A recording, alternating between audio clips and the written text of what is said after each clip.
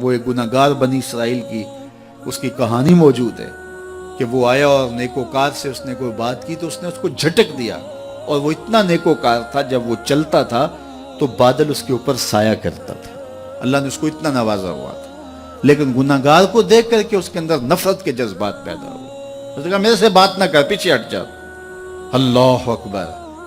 تو وہ بیچارہ بڑا رویا کہ مالک میں اتنا گناہگار ہوں کہ تیرے پاک بندے مجھے اپنے پاس بٹھانے کے لیے بھی تیار نہیں۔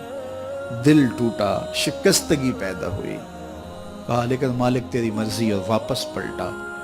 لیکن جب واپس پلٹا تو وہ بادل کا سایہ جو اس نیکوکار پہ تھا وہ سایہ اس گناہگار کے سر پہ آ گیا۔ تو وہ کرم نوازی جس پہ فرما دے اس کے سارے بندے ہیں، تو اللہ کو جو ہے وہ تکبر کی نیکی نہیں، وہ گناہ جس کے بعد عجز پیدا ہو اللہ کو وہ پسند ہے، وہ گناہ جس کے بعد توبہ کے جذبات ابھریں، بندے کو شرمندگی کا احساس ہو۔ تو مت ایسے بنے کہ 4 نمازیں پڑھ لیں تو سب بے نمازیوں کو حقیر جاننے لگ جائیں، تھوڑا سا کام کر لیں، صدقہ و خیرات کر لیں تو باقی مالداروں کو حقیر جانے لگے۔ آپ کو دین کے کام کی توفیق مل گئی ہے تو آپ دین کے ٹھیکیدار بن کے بیٹھ جائیں کہ میں اتنا بڑا جلسہ کروایا، اب میرے علاوہ تو کوئی یہاں مسلمان نہیں رہتا، میں ہی سب سے بڑا عاشق رسول ہوں، میں ہی سب سے بڑا مسلمان ہوں۔ نہ، ایسا نہ کیجئے۔ اللہ نے آپ کو توفیق دی، آپ نے لوگوں کو دعوت دی، پتہ نہیں کس آنے والے پہ کتنا کرم ہوا ہے۔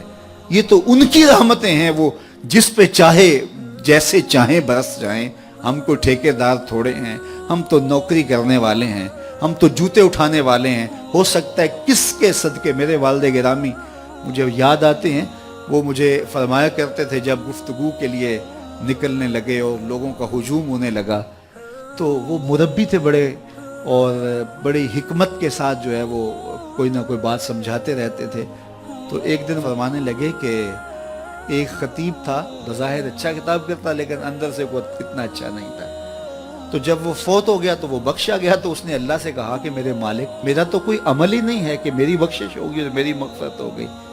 تو فرمایا کہ ہاں ہم تجھے جانتے ہیں، لیکن ایک دن تو کہیں واز کر رہا تھا، میرا ایک بندہ بیٹھا تھا، اس کو پسند آ گیا، میں نے اس کے صدقے تیری مغفرت فرمائی۔ اٹھ فریدا ستیا تے میلا ویکھن جا، اٹھ فریدا ستیا تے میلا ویکھن جا، وت کوئی بخشیا مل جاوے تے تو ہی بخشیا جا۔ تو پتہ نہیں کس کے صدقے سے اللہ رحمتوں کا نزول فرماتا ہے۔ بے عمل کو دیکھ کر کے اس سے نفرت نہیں ہے، نفرت تو گناہ سے ہے، گناہگار سے نہیں ہے، لیکن کوشش کی جائے کہ یہ عمل بد چھوڑ دے۔ اللہ اکبر۔ ایک جنازہ گزرا اور وہ جنازہ کسی غیر مسلم کا تھا، تو چشمان رحمت میں آنسو آ گئے۔ تو صحابہ نے پوچھا کہ حضور یہ یہودی ہے یا عیسائی ہے، کوئی اس کا جو مذہب تھا وہ بتایا۔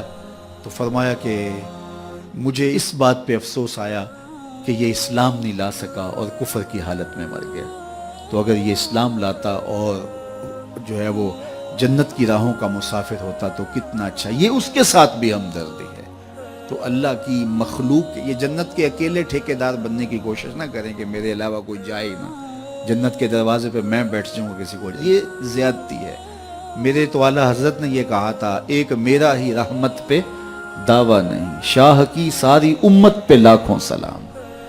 تو اس لیے امت سازی کی ایک تو کوشش کریے، اپنے اندر باہمی چھوٹے چھوٹے نزاع اختلاف، یہ انسانی فطرت ہے، انسان کے اندر طباع کے اندر اختلاف ہے، ترجیحات کے اندر جو ہے وہ اختلاف ہے، اپنے اپنے مزاج کے اندر تفاوت ہوتا ہے۔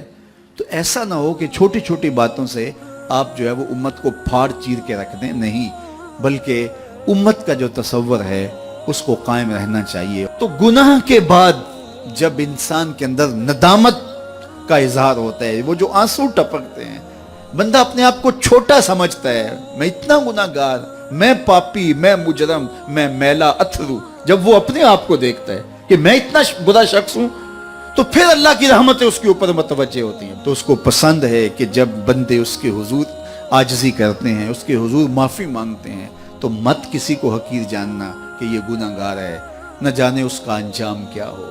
کتنے گناہگار ان کا آخر اچھا ہو جاتا ہے، کتنے نیکوکار ان کا آخر اچھا نہیں ہوتا۔ انما الاعمال بالخواتیم، وہ تھی تو فاحشہ عورت لیکن ایک کام کیا کہ ایک کتے کو پانی پلا دیا، اپنے دوپٹے سے جوتا باندھ کر کنویں میں لٹکایا اور اس کو پانی پلا دیا۔